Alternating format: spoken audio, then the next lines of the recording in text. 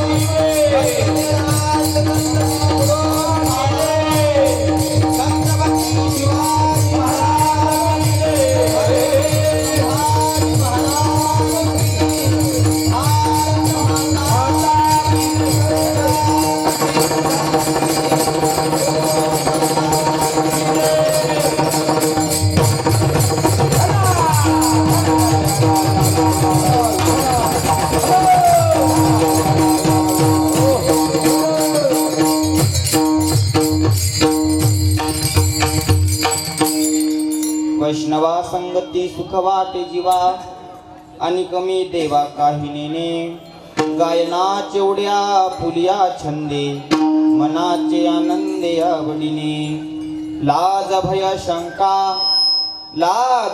शंका दुरावीला मान नकळे साधन या परते गायनाचे उड्या फुलिया छंदे मनाचे आनंदे आवडीने तुका म्हणे आता आपुल्या सायासे आम्हा जगदिशे सांभाळावे गायनाचे उड्या फुलिया छंदे मनाचे आनंदे आवडीने विठ्ठल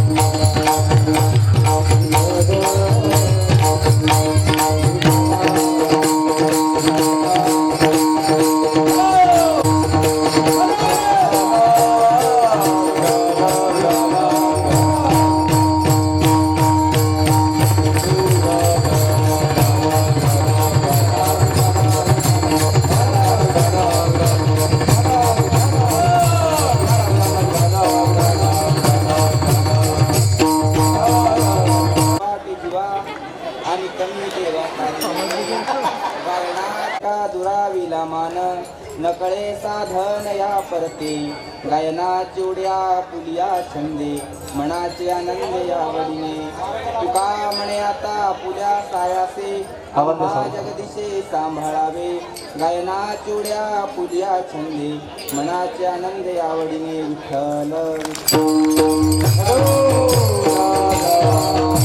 भक्ती सुख वाटे जीवा आणि कमी देवा काही नेने गायना चिवड्या पुलिया छंदे मनाचे आनंद यावडीने लाज भय शंका दुराविला मान नकळे साधन या परते गायना चिवड्या पुलिया छंदे मनाचे आनंद यावडीने तुका म्हणे आता आपुल्या सायासे आम्हा जगदीशे सांभाळावे गायना चिवड्या पुलिया छंदे मनाचे आनंद यावडीने विठ्ठल विठ्ठल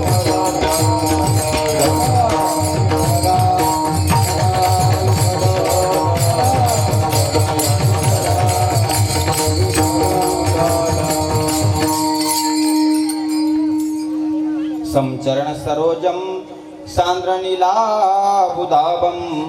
जगननिहित पानी मंडनम मंडनाना तरुण तुलसी माला कंजनम कंजनेत्रम सदा धवलहासम विठ्ठलम चिंतया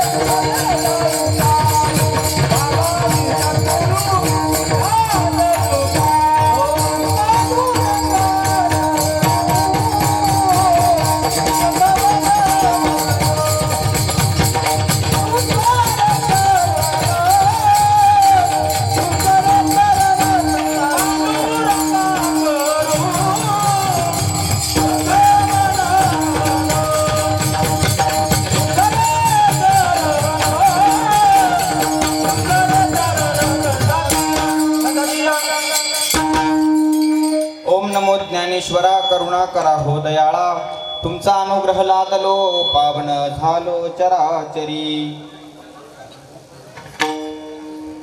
महायोग पीठे तटे भीमरत्यम वरम पुंडलिकाय दातु मुनींद्रे, समागत्य तिष्ठत्तमानंद कंदम परब्रह्मलिंगम भजे पांडुरंगम परब्रह्मलिंगम भजे पांडुरंगम. शिवभोळा चक्रवर्ती त्याचे पाय माझे चित्ती, वाचे वदता शिवनाम तयान बाधी क्रोध काम. धर्म अर्थ काम मोक्ष शिवदेखता प्रत्यक्ष, वाचे वदता शिवनाम तयान बाधी क्रोध काम. शरण शरण हनुमंता शरण शरण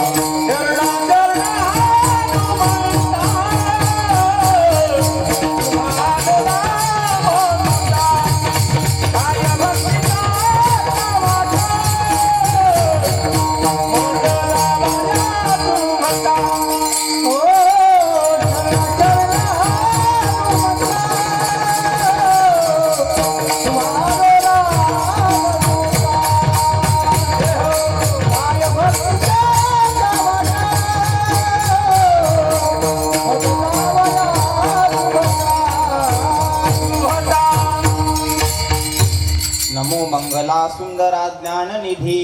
नमो देव देवे देवादियदी, सदा चित्त राहो तुझ्या गुण छंदा. नमो मुंगसाजी तत्पदार विंदा. प्रस्तुत प्राप्त प्रसंगी सेवेकरिता निवडला अभंग. जगतवंदनीय जगतमान्य चिन्मयानंद स्वरूप. जगामध्ये 4 वेदाची निर्मिती झाली आणि या 4 वेदाचा अभ्यास तुम्हा आम्ही सर्व मायबापांनी केला, सर्व साधू संतांनी केला. परंतु या 4ही वेदापासून तृप्ती कोणाची झाली नाही. म्हणून जगद्गुरु तुकोबा यांना विचार पडला की 4 वेदाचं ज्ञान एवढं श्रेष्ठ असून सुद्धा या जनकल्याण लोकांचं कल्याण का होत नसल. म्हणून त्यांनी विचार केला आणि आपल्या तुम्हा सर्व पामर जीवाकरिता पंचम वेदाची निर्मिती केली. त्याला आपण गाथा म्हणतो आणि या गाथ्यामधली संत प्रकरणातील अभंग आहे. परंतु सप्त्याचा शेवटचा दिवस म्हणलं तर मागणीपर अभंग घ्यावा लागतो आणि म्हणून आज मी या अभंगाला मागणीपर घालणार आहे. ते म्हणजे कसं तर तुका म्हणे आता आपुल्या सायासे आम्हा जगदीशे सांभाळावे.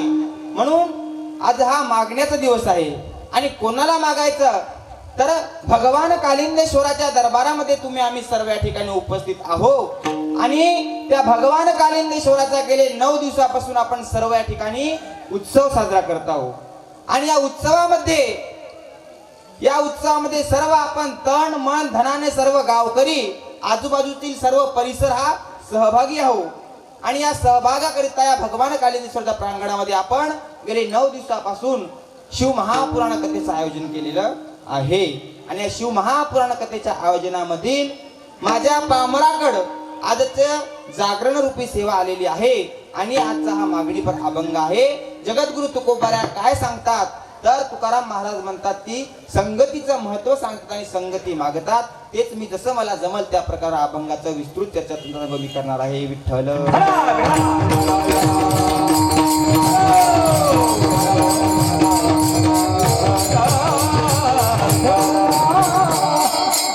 अभंग हा जगद्गुरु तुकाराम महाराजांचा आहे आणि जगद्गुरु तुकाराम महाराज कोणी साधे नव्हते तर श्रीमंत तुकाराम महाराज होते. श्रीमंत म्हणजे कशानं, नुसत्या वैभवानं श्रीमंत नव्हते तर वैराग्य मूर्ती होती साक्षात. आणि तुकाराम तुकाराम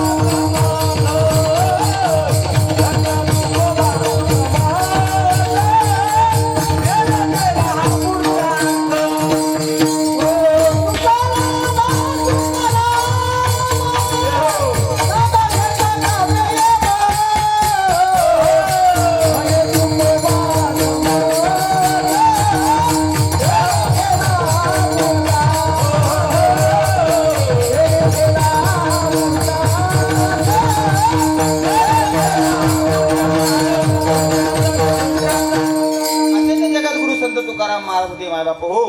आणि म्हणून त्यांचा अभंग आज मी या सेवेकरता निवडलेला आहे. उपस्थित सर्व माता भगिनी, पुरुष वर्ग, हरिभक्त पारायण मराठवाडा भूषण पांडुरंग महाराज भिसे आबा हे सुद्धा या ठिकाणी उपस्थित आहे. एका 9 वर्ष 10 वर्ष एका संस्थेमध्ये अभ्यास करायचा आणि त्या अभ्यास केल्यानंतर माझ्यासारख्या कधी संस्थेचा दरवाजा न पाहणाऱ्या कीर्तनकारा करता महाराज या ठिकाणी मृदंग वाजवत आहे. म्हणजे काहीतरी आमचं गेल्या जन्माचं पुण्यच म्हणायला लागेल मायबाप हो. आणि म्हणून सर्व या ठिकाणी टाळकरी माळकरी सर्वांचं काय नाव घेत नाही, कारण की माझी जन्मभूमी आहे. आणि जन्मभूमीमध्ये मला तरी या समोर दिसणाऱ्या कोणत्या महिलामध्ये असो की पुरुषामध्ये असो एकही जण असं नाही की माझं नाव माहित नाही म्हणून. एवढ्याच जर नाव घेत गेलो तर सकाळचे 12 वाजतील. म्हणून कोणाचं नाव घेत नाही. भगवान कालिंदेश्वराच्या मूर्तीला हार घालतो वाकून आणि कीर्तन रूपी सेवा करीतो तुमच्या सर्वांचा मान राखून. आणि म्हणून आता कीर्तनाला सुरुवात करतो मायबाप हो. म्हणून जगद्गुरु संत तुकाराम महाराजांचा हा अभंग आहे. कृपया करून कोणी मंडपातून आता उठू नका. आपल्याकडे वेळही जास्त राहिलेला नाही, कारण की आज जागरणाची जरी सेवा असली तरी जागरण रातभर काय चालू तर जमते का नाही, कारण कीर्तनाची वेळ ही 2 तास रातभर. आपला गोंधळ नाही करायचा, आपल्याला काय करायचं आहे कीर्तन करायचं आहे. म्हणून कीर्तनाचा वेळ फक्त 2 तास, विना घेतला तर 2 तास. पण मधात मला हार आली. काय आली? हार आली म्हणजे हारा आली ना. मला तर वाटलं काय इथंच दबून बसतो काय खाली, पण कसं काय होईना सुटलं त्याच्यामधून. हे काहीतरी हे उद्योग करणार. हे हार जे घातले हे सर्व हरिपाठ मंडळीनं स्वतःच्या पैशानं आज जमा केले पैसे हार घेऊन आली. कोणाच्या मनामध्ये जर वाटत असेल की या सप्ताह कमिटीतल्या पैशाने घेतल्या असत, हे गैरसमज आहे. याने काय पैसे जमा करा ते जमा केले आणि हार घेऊन आले. सगळ्यांसाठी टाळ्या वाजल्या. म्हणून ते असलेले काहीतरी विशेष माझ्यावर प्रेम असेल काय असेल आहे की नाही, म्हणून त्यांना काहीतरी केले. त्यांना मी खूप खूप धन्यवाद देतो. आणि या कीर्तनाला मी आज सुरुवात करतो. म्हणून जगद्गुरु संत तुकाराम महाराजांचा अभंग आहे. आणि या धर्ममंडपामध्ये आता या सेवेकरता मी अभंग निवडला. परंतु या धर्ममंडपामध्ये कोणीही येत नाही. येते का? काहीतरी गेल्या जन्माचं पुण्य लागल, काहीतरी त्याचे सुकृत लागल, त्यावेळेस या धर्ममंडपामध्ये येतील. अहो 1000 सपने बनते हैं, 1000 सपने बनते मगर काही बनकर टूट जाते हैं. आणि या इस धर्ममंडप पर वही आते जिसे मेरे भगवान कालिंदेश्वर बुलाते. कोणी या धर्ममंडपात येत नाही. ज्याला भगवान कालिंदेश्वरानं राष्ट्रसंत तुकडोजी महाराजांना बोलवलं ते त्या धर्ममंडपामध्ये येऊ शकतो. परंतु या धर्ममंडपामध्ये आता जागाही राहिली नाही, फुल मंडप झालेला आहे. म्हणून तुम्हाला सर्वांचे माझ्यावर जे नितांत प्रेम आहे त्याबद्दल पुन्हाच एकदा धन्यवाद. आणि संत तुकाराम महाराजांच्या अभंगातून सांगतात की मला देवा दुसरं काहीही नको, कारण आजचा जो अभंग निवडायचा जे मी प्रयत्न केला तर आज फक्त आपल्याला मागणीपर अभंग घ्यावा लागतो. पहिल्या दिवशी मंगलपर, दुसऱ्या दिवशी नामपर, नंतर कोणताही घेतला चालते, परंतु मागणीपर हा अभंग शेवटच्या दिवशी घ्यावा लागतो. कारण आपण प्रत्येक दिवशी देव काही ना काही देवाला मागतो की नाही? महिला मंडळी मागतो की नाही? हो जोरानं म्हणा. आज मी उभं होतो त्या स्टेजवर, पाहिलं ना काय काय मागू लागले तुम्ही, ते मागायला ते की नाही? म्हणून आपण प्रत्येक देवाला भोलेनाथाला मागतो. आणि तो देवही कसा आहे? भोळा आहे की नाही? म्हणून आपण म्हणतो की शिव भोळा चक्रवर्ती, त्याचे पाय माझे चित्ती. आणि तो कसा आहे? साक्षात भोळा आहे. आणि एवढा भोळा आहे की त्याला एखादा लाख रुपये, एखादा 1000 रुपये द्यायचे दिले तर प्रसन्न होणार नाही. परंतु 1 लोटा जल आणि सब समस्या का हल. बेलपत्री एक व्हायला तरी ते भगवान कालिंदेश्वर प्रसन्न होते की नाही? आहे की नाही? आज महाराजांनी आपल्याला सांगितलं, गेले 7 दिवस तेच सांगायचे. म्हणून एवढा भोळा आहे की रावणाने एकदा काय मागितलं भगवान शंकराला? काय मागितलं? रावणाने एकदा भगवान शंकराला मागितलं, पार्वती माता होती. आणि पार्वती माता असल्यावर पार्वती मातालाच मागून घेतलं. पण भगवान कालिंदेश्वर, भगवान जे शंकर आहे एवढे भोळे आहे की ते म्हणे त्याने सुद्धा देऊन टाकले. एवढे भोळे. एकदा कैलास पर्वतच मागितला आणि कैलास पर्वत सुद्धा भगवान शंकरांनी देऊन टाकला. एवढा तो देव भोळा आहे. आणि एवढ्या या भोळ्या शंकराचा आपण या ठिकाणी काय करतो? उत्सव साजरा करतो. आणि आज महत्वाची रात्र म्हणजे कोणती? महाशिवरात्र. काही रात्रीला महत्व असते मायबापो, विशेष लक्ष देऊन ऐका. एक रात्र असते जे 9 दिवस चालते, नवरात्र. काय म्हणतात तिला? नवरात्र. त्यात आपण काय करतो? देवीचं पूजन करतो. ती झाली नवरात्र. भगवान शिवाची काय असते? शिवरात्र असते की नाही? आणि तुम्हा आम्हा सर्वांचं काय राहते? पित्र राहते की नाही? म्हणून ते भगवान ते देव आहेत. काय ते नवरात्रीला महत्व राहते, कोणाच्या? भगवान शंकराच्या शिवरात्रीला महत्व राहते. तुमचं आमचे काय होतील? पित्र. ते बी लेकर सुमारात असले तर, आहे की नाही? लेकर 8 वाजता धाब्यावर जर गेले तर होईल का पित्र आपले? नाही होईल. म्हणून त्या आपण आशाही ठेवू नाही. अशा त्या भगवान कालिंदेश्वराचा उत्सव आपण या ठिकाणी करत आहोत. खरंच आपण भाग्यवान आहोत की आपल्या या काळी नगरीमध्ये शिव महापुराण कथेचं आयोजन झालं. आणि हे आयोजन जर कोणामुळे झालं तर तुम्ही सर्व या गावकऱ्यामुळे झालं. या काळी गावातील इळ्यावर काम करणारी बाई जी इळा घेऊन सकाळी शेतात निघते, 200 रुपये रोजाने. किती रुपये रोजानं? 200 रुपये. त्या 200 रुपये रोजानं निघणाऱ्या बाईनं 500 रुपयाची पावती फाडली. तेवढंच फाडली, आहे की नाही? मग झालं कोणामुळं? त्या सर्व या गावकऱ्यामुळे हे एवढा मोठा उत्सव झाला. आणि हा उत्सव एवढा यावर्षी झाला, पण यापेक्षाही मोठा उत्सव पुढच्या वर्षी आपल्याला साजरा करायचा आहे. करायचा की नाही? त्याला आरामशीर वाजल्या. मग यापेक्षाही मोठा उत्सव आपला पुढच्या वेळी साजरा करायचा असेल, आणि म्हणून त्या भगवान कालिंदेश्वराला आपल्याला आज काहीतरी मागायचं आहे. आणि काय मागायचं तर संत तुकाराम महाराज आपल्याला सांगतात, काहीतरी मागून घे. कारण की संताला मागायची गरज नाही, कारण संत हे परिपूर्ण अवस्थेतले असतात. कसे असतात? पूर्णतात झाले, पूर्ण आहे संत. संताला कोणतीही मागायची गरज नाही. काही मागणे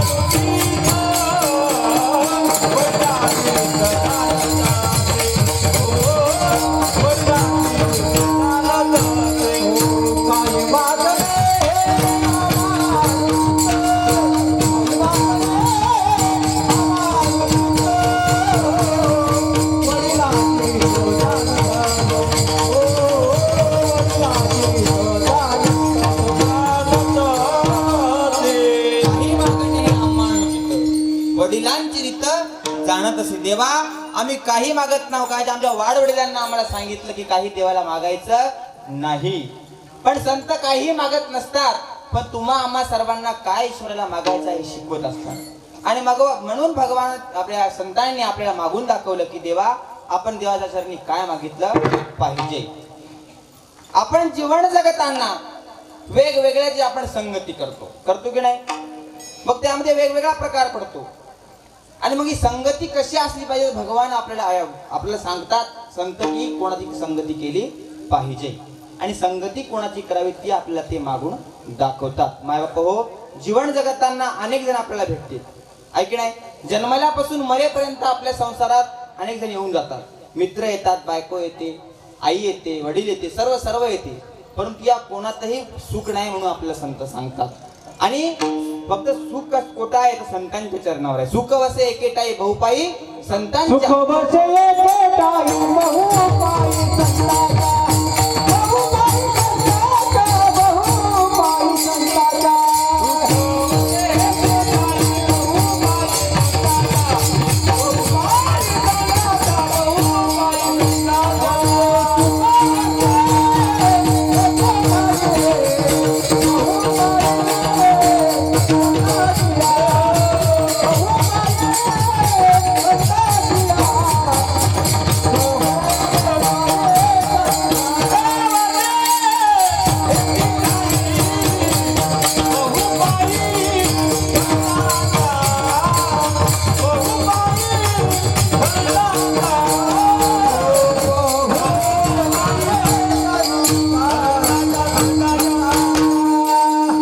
एके टाईम कहू पाई संताच्या. फक्त सुख जर कुठं भेटत असेल तर संतांच्या चरणावर भेटते मग बापू. म्हणून त्या संतांची ओळख आपल्याला साधू संत करून देतात की कोणत्याही संतामागे लागू नका. कारण आपण जर कोण्याही संतामागे लागलो तर माय बाप हो, गती, प्रगती आणि अधोगती किती प्रकार असतात. गती ही कुत्र्याला सहन होत नाही, गती ही कुत्र्याला सहन होत नाही, प्रगती ही माणसाला सहन होत नाही आणि अधोगती ही संताला सहन होत नाही.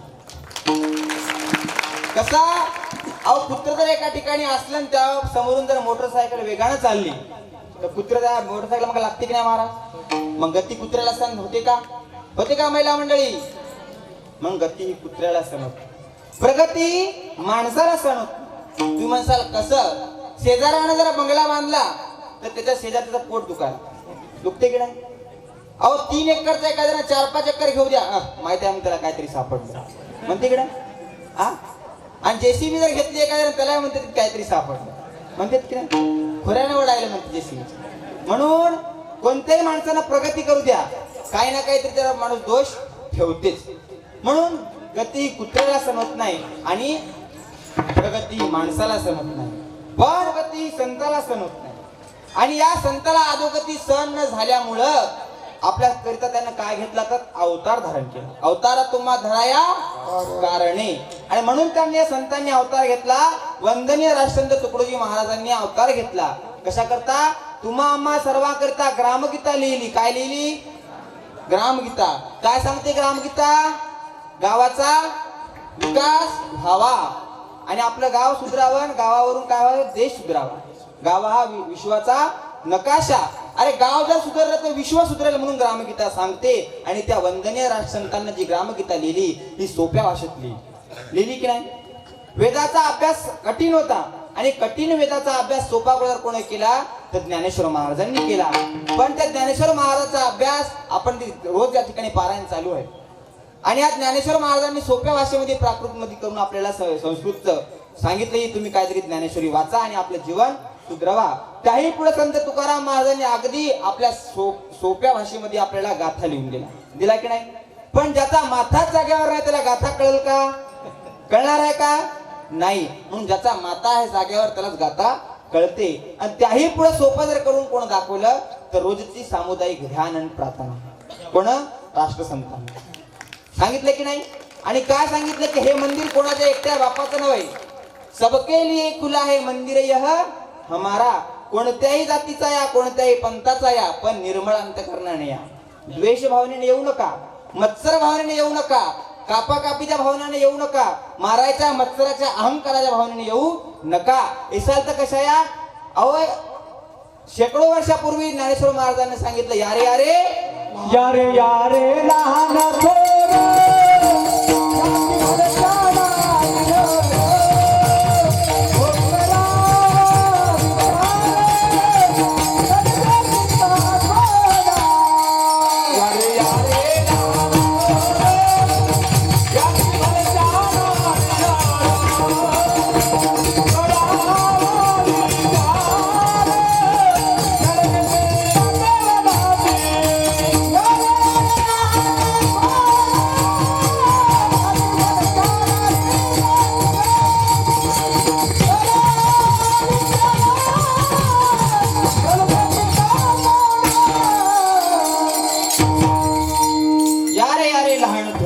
लहान असो मोठा असो, या जातीचा असो त्या जातीच्या संतांना द्वेष भावना ठेवली नाही, मत्सर भावना ठेवली नाही. सर्वांना आपलंसं केलं आणि हा चंदनासारखा देह तुम्हा आम्हा सर्वांकरता झिजवला आणि आपल्याकरता गाथा निर्माण केला, ज्ञानेश्वरी निर्माण केला, ग्रामगीता निर्माण केली. परंतु आज आपल्याला कोणालाही त्या ग्रामगीतेकडे पाहायला वेळ नाही, त्या गाथेकडे पाहायला वेळ नाही. कारण की या संसारात आपण एवढं गुरपडलो की आपल्याला संसारच काय वाटायला, खरा वाटायला की नाही. म्हणून संसाराकडे आपलं रात्रंदिवस लक्ष जर कुठं राहिलं तर फक्त संसारात राहिलं, पण या संसारात सुख नाही माय बापा. या संसार दुःख मूळा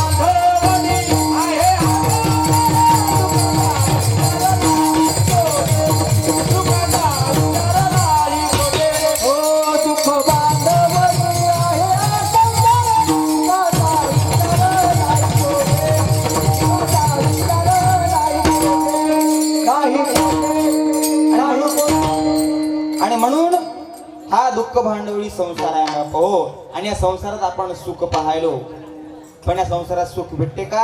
भेटत नाही. कितीही सुख पहा पण सुख मिळणार सुख नाही. पाहता जवा पडे सुख पर्वताये म्हणे, सुख पर्वताये म्हणे, सुख पर्वताये म्हणे, सुख पाहता जवा पडे सुख पर्वताये म्हणे, सुख पर्वताये म्हणे, सुख पर्वताये म्हणे. म्हणून दुःख पर्वता एवढे. सुख जर पाहायला गेलो तर पर्वता एवढा दुःख आपल्याला पदरी मिळते. म्हणून सुखाच्या मागे लागायचं नाही. आपण जर कर्म चांगले केले तर आपल्या पदरी मी सुख पडत असते. म्हणून सुख कुठं आहे तर महाराज सांगतात की सुख फक्त आणि फक्त संता पशी आहे. आणि म्हणून त्या संतांची आपण काय केली पाहिजे तर संगती केली पाहिजे. आणि त्या संगतीमध्ये का आपण अनेकांची संगती करतो पण त्यात सुख आपल्याला भेटत नाही. आपण जर विचार जर केला, नवीन जर लग्न झालं आणि नवीन लग्न केलं काय करतो आपण? संगती करतो. आणि संगती केल्यानंतर त्या मुलाला काय वाटतं की सगळं काय सुख हे बायकोमध्येच आहे, वाटते की नाही? पण असं वाटतं नवीन सुख सर्व या बायकोमध्ये आहे म्हणून ते एवढा खुश होतो, एवढा खुश होते. पण एक वेळेस लग्न झाल्यानंतर काही दिवसानंतर त्याला कळते की त्याचं सुख काय आहे का नाही. आता नवीन जर नवरीचं लग्न झालं त्या नवरीला जर आपण नाव घे म्हणलं ते नाव एवढी लांब घेते. घेऊन जाऊ का एखादं? हा महाराज मला दरवर्षीच नाव घेता का? घेऊन टाक. नवीन जर लग्न झालं त्या नवरीला जर म्हणजे नाव घे तर ती नाव येथून यवतमाळ एवढं घेत. हा पण नवीन बरं नवीन एकदा मग नंतर काही दिवस गेल्यानंतर घेत नाही. घेऊन दाखवतो. काय म्हणते नवीन पा येत होते जात होते खिडकी वाटे पाहत होते. खिडकीला 3 तारा अडकी त्याला घुंगरग 12 पान खाते 13 तिकुणाला व्यापाऱ्याने दिली सुपारी देते वाण्याला हांडाने ते पाण्याला. वड्यात वडे 7 वडे तिकून आला व्यापाऱ्याने दिली सुपारी. वड्यात वडे 7 वडे वाढत होता पलंगावर गादीवर उशीवर बशी होता कपात होती घडीत वाजला 1 रावांचं नाव घेतो ज्ञानोबा तुकोबाची लेक. एवढं नाव झालं ऐकणं लांब की लांब. पण किती नवीन एकदा जर जुनं झालं एखादं लेकरू झालं की नाव बी गेलं आणि गाव बी गेलं.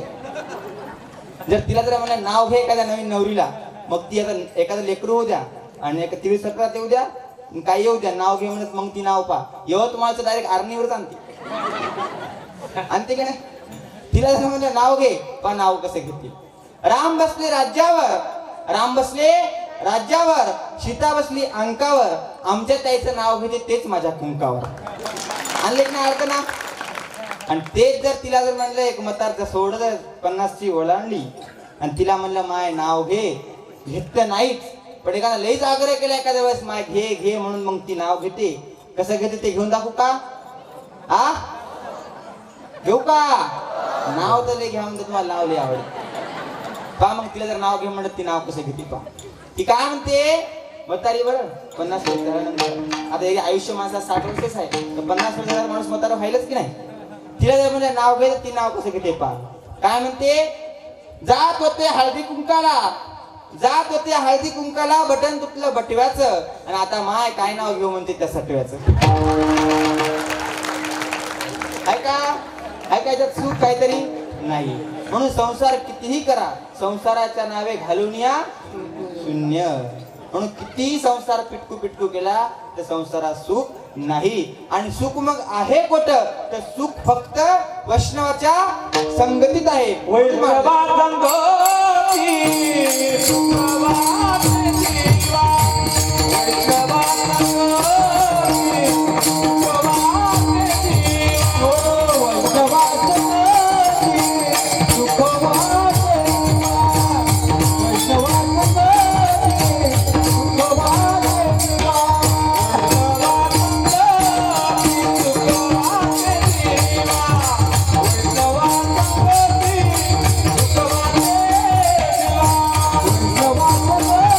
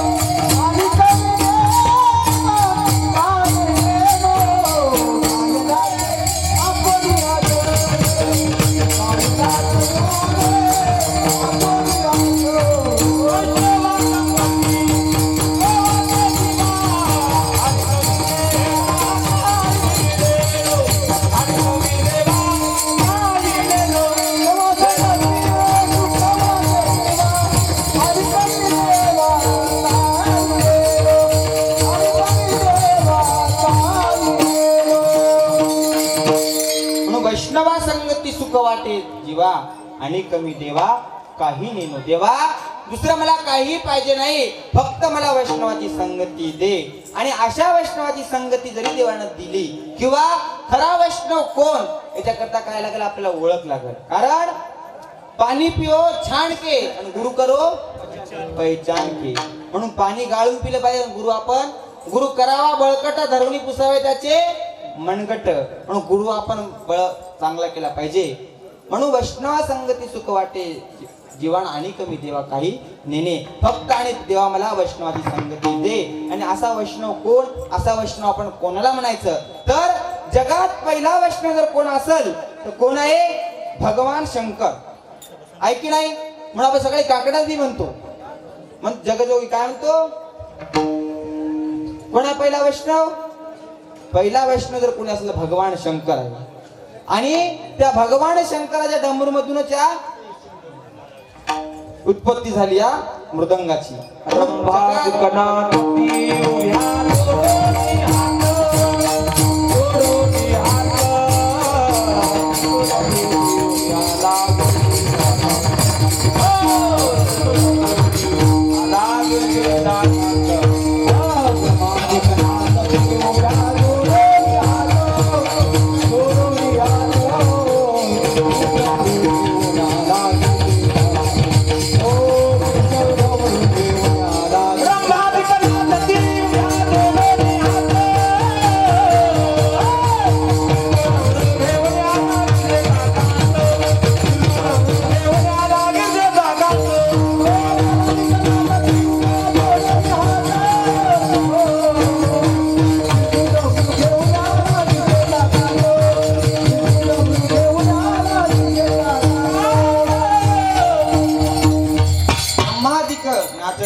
जोडूनी हात आणि त्रिशूळ डमरू घेऊन आला गिरजेचा कांत. म्हणून जगात पहिला वैष्णव जर कोणी असेल तर भगवान शिवशंकर आहे माय बापो.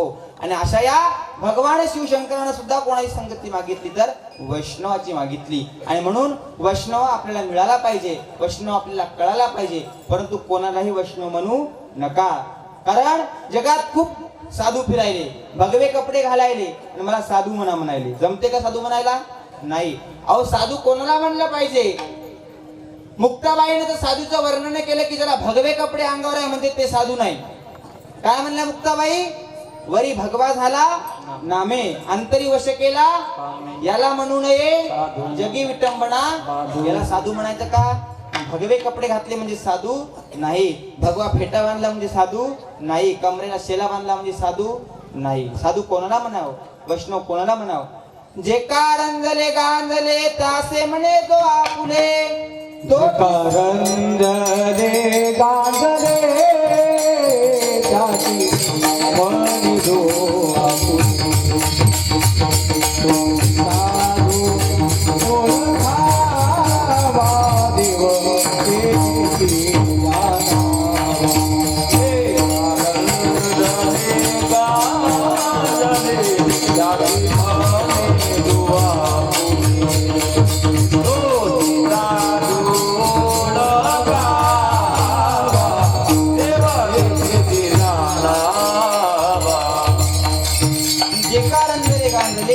त्यासे म्हणे जो आपुले. तोची साधू ओळखावा देवतेची.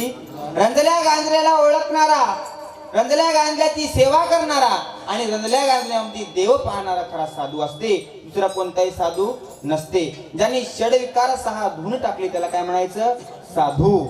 नाही तर संधी साधू नाही. संधी साधू खूप असते तर त्याला साधू म्हणायचं का? नाही. पण ज्याने षडविकार खरंच काम, क्रोध, लोभ, मद, मत्सर, अहंकारचा धुवून टाकला त्याला म्हणायचं साधू. आणि अशा साधूची संगती तुकाराम महाराज मागतात की वैष्णवा संगती सुख वाटे जीवा आणि कमी देवा काही नेणे. दुसरं मला काही लागत नाही, दुसरं मी काही मागत नाही, फक्त आणि फक्त मला वैष्णवाची संगती दे. मग खरा वैष्णव कोणता? वैष्णव म्हणजे काय?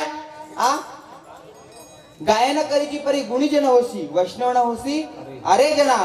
तीर्थाटना करीची परी कापडची होसी, वैष्णव न होसी अरे जना. वेदाध्ययन करीची परी वैदिकची होसी, वैष्णवना होसी अरे जना, पौराण श्रवसी परी पौराणिकची होसी, वैष्णवना होसी अरे जना. मग वैष्णव कोणाला म्हणायचं? नामा मने नाम केशवाचे.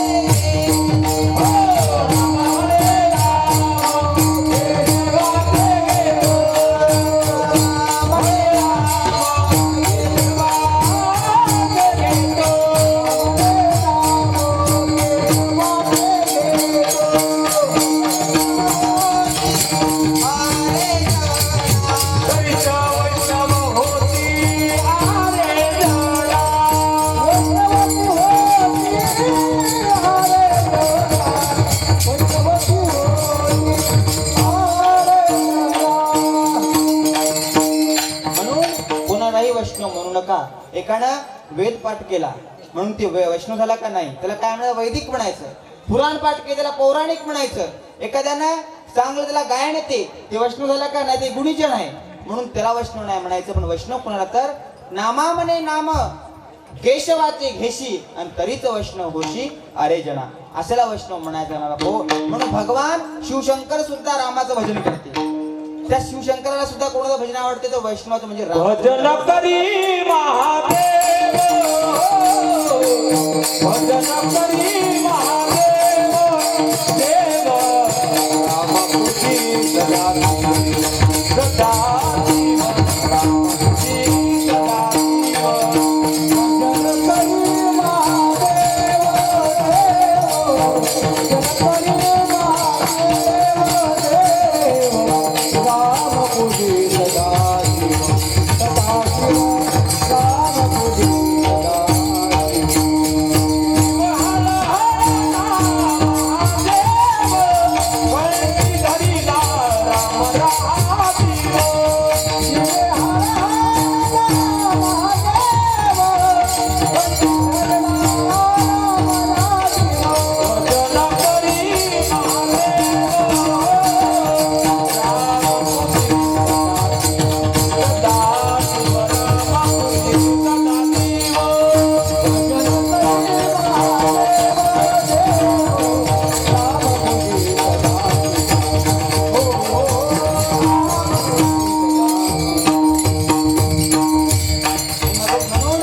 भगवान शंकराला सुद्धा रामाचं भजन प्रिय आहे माझ्या बापो. म्हणून आपण भगवान रामाचं नावे घेतलं पाहिजे. भाग्यवंत आहो, कारण गेले 500 वर्षाहून अधिक ज्या घडीची आपण आतुरतेनं वाट पाहत होतो ते श्रीरामचंद्राचं अयोध्येमध्ये मंदिर तयार झालेलं आहे. आणि खरं आपण भाग्यवान आहोत. काही जणांना रोगराई पाहिली, काय कोणी युद्ध पाहिले, कोणी स्वातंत्र्याचा काळ पाहिला, पण आपण प्रभू श्री रामचंद्राचं मंदिर पाहिलं म्हणून आपण खरंच या देशामध्ये भाग्यवान आहोत. आणि खरं एवढं भाग्यवान आहो, एवढं भाग्यवान आहो की मंदिर तयारही झालं आणि मूर्तीची प्राणप्रतिष्ठाही झाली. पाहिले की आपण 22 जानेवारीला दिवाळीला जेवढा उत्सव नसते तेवढा उत्सव आपल्या देशामध्ये साजरा झाला की नाही? झाला की नाही? कशामुळं? की आपण एकत्रित आल्यामुळं. पण आपण एकत्रित केव्हा येतो? जेव्हा 4 जण उभे राहते, 5वा खांद्यावर जाते तेव्हा आपण एकत्र येतो. येतो की नाही?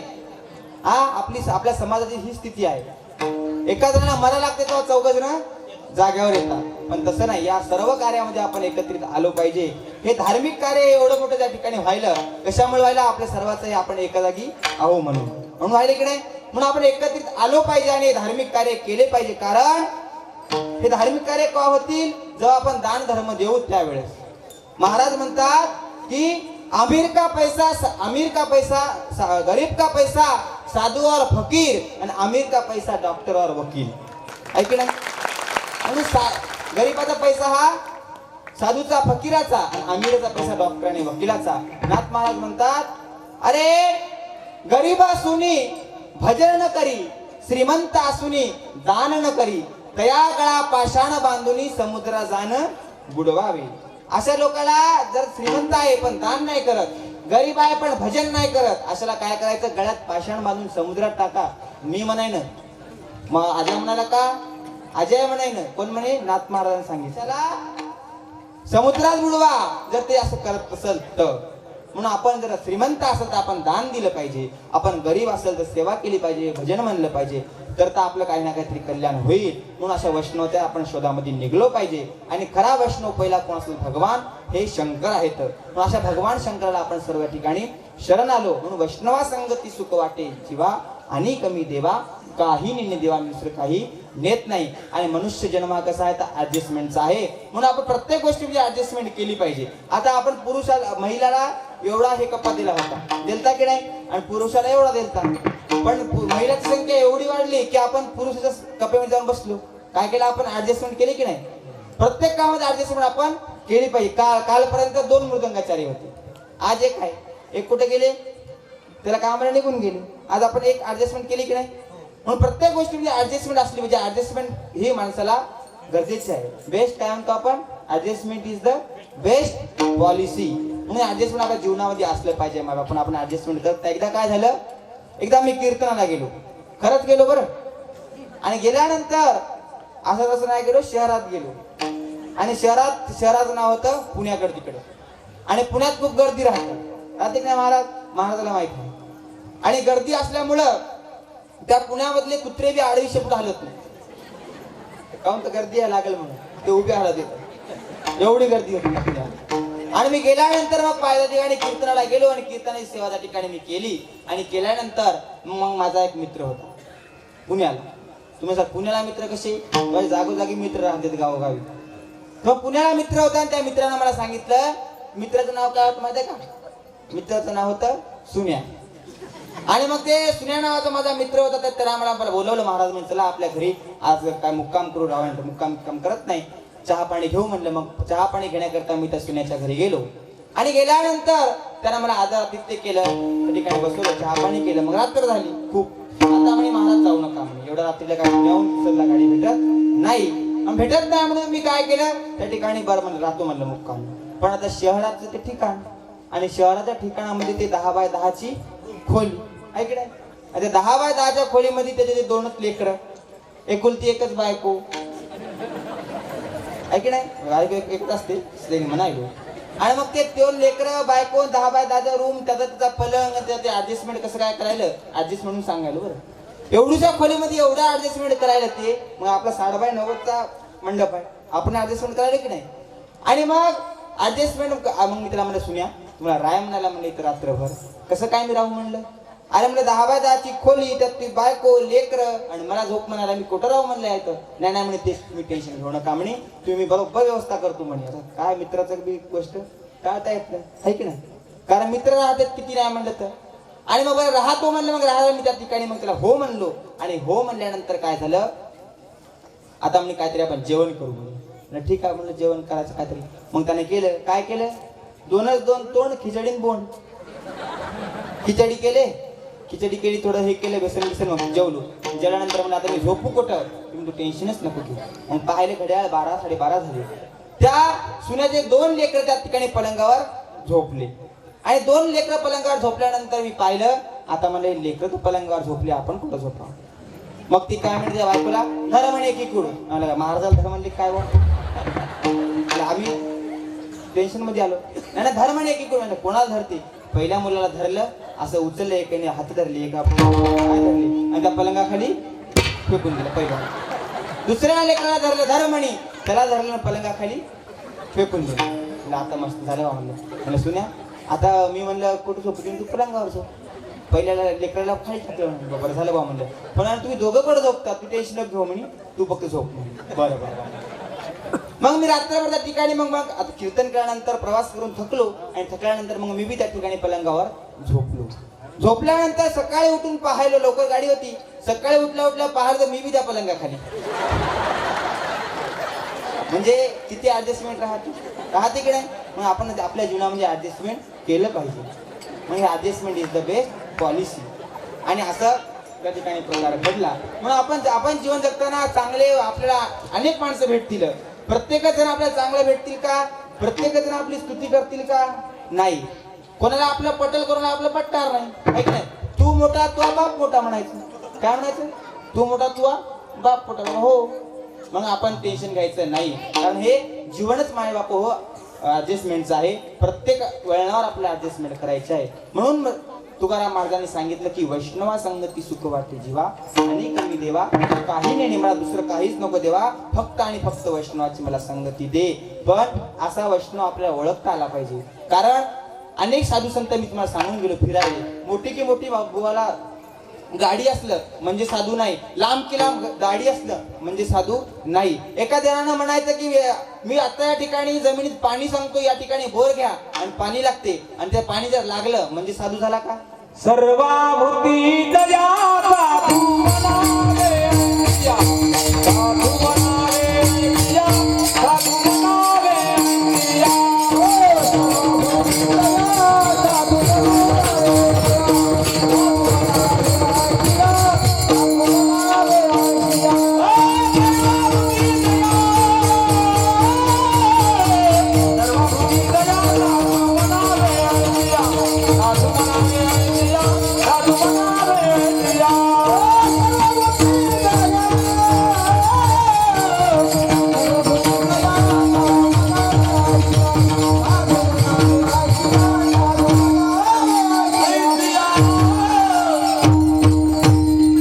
सर्वाभूती दया साधू म्हणावे साधू म्हणावे दया.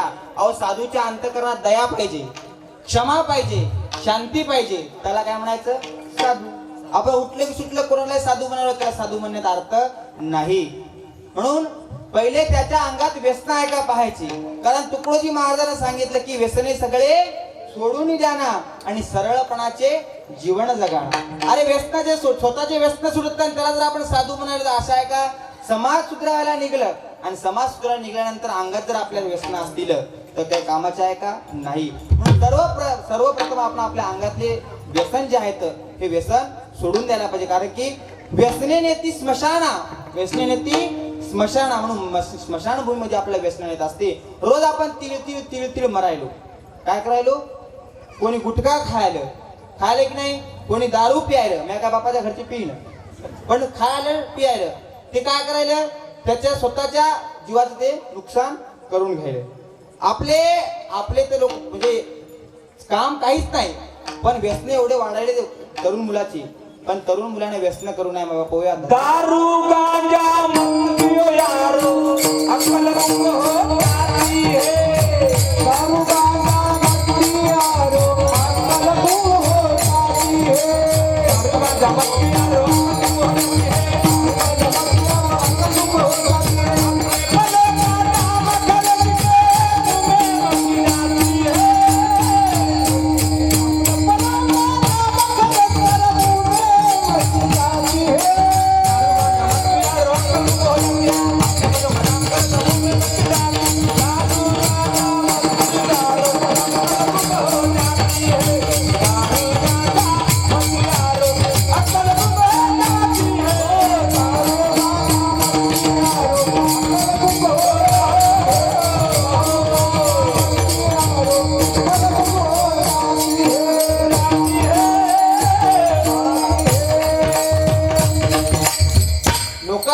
ब्रह्मज्ञान आपण कोरडे पाषाण. लोकाला ब्रह्मज्ञान सांगायला गेले ना आपण कोरडे पाषाण असल जमल का? नाही. म्हणून स्वतः काहीतरी आचरा लागल आणि आपण आचरावे तैसे वर्तावे. जसं आपण आचरण करत तसं लोकाला सांगितलं पाहिजे, तर काहीतरी तथ्य राहील. म्हणून हे व्यसन सगळे सोडून द्या. तरुणांनी या धर्म कार्यामध्ये आलं पाहिजे. कारण जोपर्यंत आहात तरुण तोपर्यंत परमार्थ घ्या करून. एक दिवस जासाल मरून तर लोक तुम्हाला टाकतील उरून. म्हणून जोपर्यंत तरुण तोपर्यंत परमार्थ.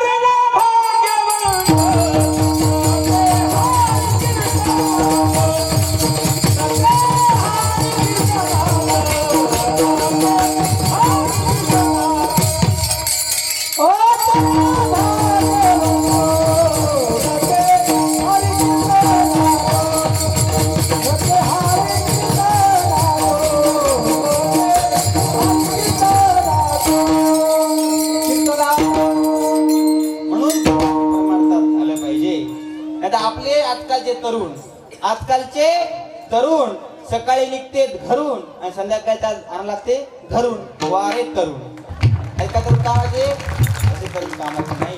म्हणून तरुण आपण माळा घातली पाहिजे गळ्यामध्ये. कशाची माळा घातली पाहिजे तर तुळशीची पवित्र माळा.